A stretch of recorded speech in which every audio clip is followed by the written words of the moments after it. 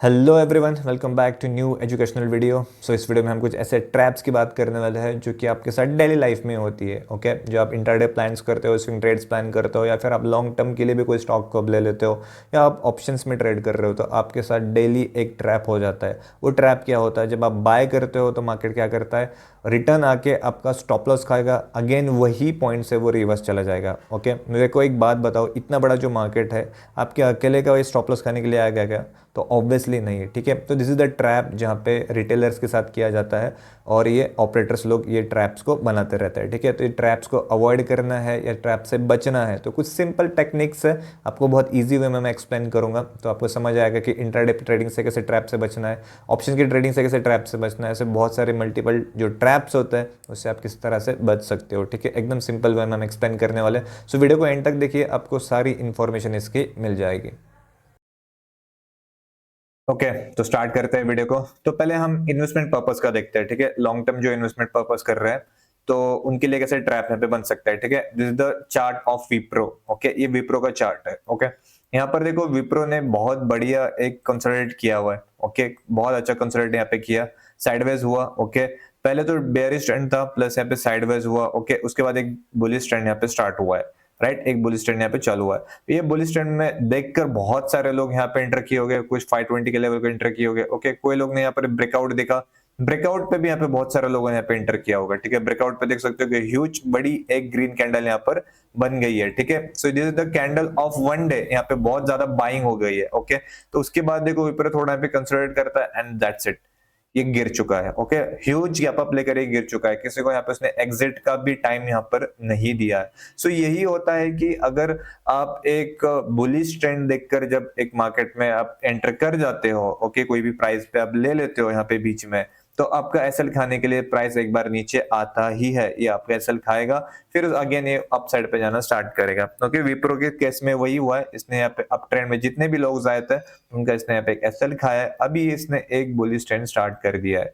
Okay, सो इसको हम कैसे अवॉइड करें, अवॉइड कैसे करना है पहले वो देखो। ठीक है, कभी भी एक चीज हमको ध्यान रखना है कि जब स्टॉक पूरी तरह से जब अप ट्रेंड में होता है ना, जब भी अप ट्रेंड में होता है, या फिर यहाँ पे देखो विप्रो कंटिन्यूसली अप ट्रेंड में था। ओके, जब ये एक अच्छा हेवी मूवमेंट देता है तो कभी भी ऐसा बीच में एंट्री कहीं पे भी नहीं करना चाहिए। ठीक है, एंट्री के पॉइंट्स होते हैं, एंट्री के कुछ लेवल्स होते हैं, उन लेवल्स पे एंट्री करना चाहिए। जैसे विप्रो का एक लेवल है जहाँ पे इसने बहुत ज्यादा कंसोलिडेट किया था। राइट, अगर यहाँ पे मैं एंट्री प्लान करता हूँ, ओके, फॉर एग्जांपल अगर मैंने यहाँ पे एंट्री प्लान किया होता, यहाँ पे इसने को बहुत अच्छा मूव दिया, अगेन वो नीचे आया तो वापस रिटर्न वो मेरे एंट्री के पास ही आ रहा है। ओके, यहीं से उसने क्या किया, कंसोलिडेट करके यहाँ से ऊपर गया है। सो एंट्री प्लान जब होती है ना, तो जब जब भी एक अप ट्रेंड में हम करते हैं तो जितने भी लोज लग रहे हैं, ओके, लो, first law, second law, max to max second law, इसके ऊपर के जो थर्ड लो, फोर्थ लो जो रखते हैं, उसमें प्लान नहीं होना चाहिए जब हम लॉन्ग टर्म में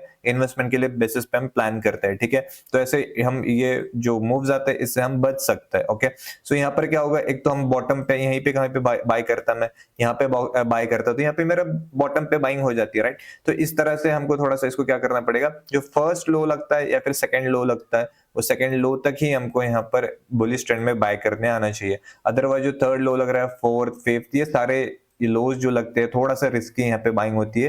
कि जब रिटर्न आता है तो हम यहाँ पे हमारे एसएल हंटिंग होने के चांसेस होते हैं, या फिर हमारे पोजीशन जो है लॉस में चले जाती है। ठीक है, सो एक ये एक प्लान आप कर सकते हो। सेकंड, जब एक मार्केट कंसोलिडेशन जोन में होता है, एक प्रॉपर कंसोलिडेशन करता है, मतलब पूरा साइडवेज हो जाता है, फ्रेश बाइंग जब आती है तो ये फ्रेश बाइंग में ही सबसे पहले एंट्री होनी चाहिए। अगर आप ये मिस कर रहे हो तो फर्स्ट लो या फिर सेकंड लो, दैट्स इट, ये दो लो के बेसिस पर ही आपको प्लान करने आना चाहिए। तो ही आप एक अच्छा बोल सकते हो कि एक बॉटम पे आपने उसको प्लान किया है और इसको लेकर आप चल सकते हो, आपकी जितने भी टारगेट्स आप निकाल सकते हो। दिस इज फॉर द, आप बोल सकते हो कि लॉन्ग टर्म के लिए हम इसको यूज कर सकते हैं। ठीक है, अब बात करते हैं स्विंग ट्रेड्स की। स्विंग ट्रेड में कैसा हम यहाँ पर ट्रैप से बच सकते हैं। ठीक है, स्विंग ट्रेड के लिए मैंने यहाँ पे एक स्टॉक लिया है जिसका नाम है HFCL, बहुत अच्छे से यहाँ पे एक्सप्लेन करने आएगा, प्लस यहाँ पर टाइम फ्रेम भी मैंने यहाँ पर चेंज करके 1 आवर पे इसको शिफ्ट कर दिया है। ठीक है, टाइम फ्रेम थोड़ा सा छोटा कर दिया है।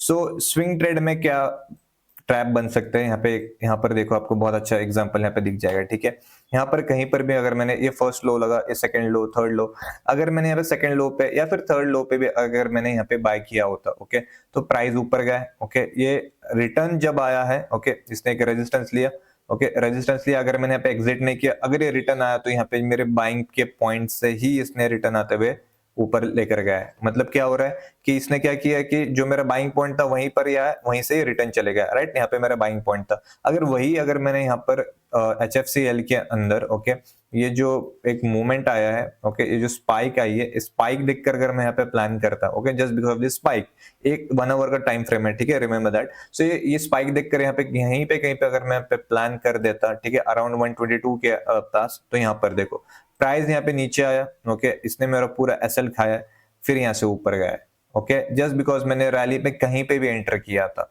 सेकंड, अगर यहाँ पे आप देखोगे तो अगर यहाँ पे जो फर्स्ट लो लगा है, सेकंड लो लगा है, काइंड ऑफ यहाँ पे सेकंड लो लेते हैं, ओके, तो यहाँ पर अगर मैंने एंट्री प्लान की तो that is well and good, okay. अगर मैंने यहाँ पे कहीं पे स्पाइक देखते हुए कहीं पे यहाँ पे एंट्री प्लान की तो यहाँ पर देखो इसने आया, मेरा एसएल खाया, एसएल खाते हुए यहाँ से ऊपर चले गए। तो वही होता है कि आपको यहाँ पर जब भी एंट्री प्लान करोगे, ओके, जब भी एक बेयरिश ट्रेंड होता है उसके बाद जब भी ट्रेंड चेंज करना स्टार्ट करता है, ईयर हाई ईयर लो का फॉर्मेशन स्टार्ट होता है, तो फर्स्ट लो और सेकंड लो, ये फर्स्ट लो और सेकंड लो, बस ये दो लो ही आपके लिए एज अ बोल सकते हो कि आप स्विंग ट्रेड के लिए या फिर इन्वेस्टमेंट के लिए आप इसको प्लान कर सकते हो। इन्वेस्टमेंट के लिए थोड़ा टाइम फ्रेम बड़ा रहेगा, 1 डे 1 वीक का रह सकता है, और वही स्विंग ट्रेड के लिए आपके लिए एटलीस्ट 1 आवर तक को आपको चेक करना है, 1 आवर 30 मिनट्स पे आप इसको चेक कर सकते हो, ओके। सो वही है कि आपको अगर ये समझ आ रहा है कि कहाँ पे बाय करना है, ओके, कहाँ पे लेना है, कहाँ पर छोड़ना है, ओके। अगर मैंने यहाँ पे कहीं पे बाय किया होता है, यहाँ पे प्राइस नीचे आया, ओके, मेरा ऐसा लिया, इसने नहीं लिया, ओके, ये कंटिन्यूसली ऊपर जा रहा है, इतना बड़ा मूव यहाँ पे मेरे को लेने के लिए मिला है। सो वही है कि ट्रैप जो है मार्केट कहाँ पे करवाता है तुमको, जब कहीं पे आप एक बाइंग दिखाता है, ओके, बाइंग दिखा के अगर आपका एसएल हंट करवाता है, जब उसका पूरा एसएल हंटिंग वाला प्रोसेस हो जाता है तो यहीं से वो ऊपर जाना स्टार्ट करता है। So this is the chart of Nifty, okay. ये हमको ऑप्शन ट्रेडिंग के लिए फिर इंट्राडे के लिए हमको बताएगा कि कैसे हम ट्रेड प्लान कर सकते हैं, फिर कैसे ट्रैप इसके अंदर बन सकता है, ठीक है। तो जब भी हम इंट्राडे में प्लान करते हैं या फिर हम कोई भी ऑप्शंस में ट्रेड प्लान्स करते हैं, तो सबसे इंपॉर्टेंट ये समझना होता है कि हमको इनवाइटिंग सेटअप क्या है, ओके। इनवाइटिंग सेटअप अगर फाइंड आउट आप कर रहे हो, दैट मीन्स आप बहुत अच्छे से आप इंट्राडे के या फिर ऑप्शंस के ट्रेड प्लान कर सकते हो। इनवाइटिंग सेटअप क्या होता है, उसका एक सिंपल सेटअप मैं आपको बताता हूँ क्या होता है कि ऑपरेटर्स क्या करते हैं, बायर्स को यहाँ पे इनवाइट करते हैं, स्लोली स्लोली स्लोली बायर्स यहाँ पे आ जाते हैं, ओके, ओके, यहाँ पे बायर्स तो आ रहे हैं, प्राइस स्लोली मूव कर रहा है, ऊपर जा रहा है, ओके। इसको देखकर रिटेलर्स भी यहाँ पे क्या करते हैं, इस रैली में चढ़ जाता है कि ये अप ट्रेंड दिख रहा है, ओके, ये अप ट्रेंड है, यहाँ पे बाय कर लो। सो उनका एसएल खाने के लिए आगे नहीं क्या करेगा, ये एक ऐसा थोड़ा साइडवेज काइंड ऑफ होगा या फिर ऐसे सडन स्पाइक आएगी जहां पे इनका एसएल चला जाएगा, okay. This is the inviting setup.